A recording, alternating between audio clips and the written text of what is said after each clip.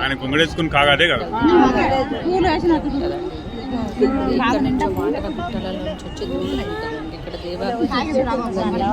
గంధర్వగన్యలు చెప్పేసి అక్కడ శ్రావణ శనివారం 3వ శనివారం అన్నం వండి ఇక్కడ కాగుని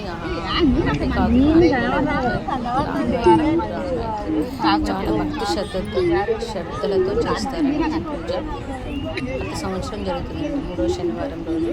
ఆ గుట్ట మీదకి వెళ్ళి ఎత్తుకొని ఆ కాగులో ఉన్న అన్నాన్ని పూజ చేసి ఆ గుండంలో వాటర్లో వదిలిస్తారండి. ఇక్కడ దేవగన్యలు అంటే గంధర్వగన్యలు ఉన్నారని ఇక్కడ వాడుకుంటారండి. అట్లా నైవేద్యం పెడతాను. అక్కడ వాటర్ కిందకి చాలా వరి పొలాలు ఉన్నాయండి. చాలా మందికి వరి పండుతుందండి ఆ వాటర్.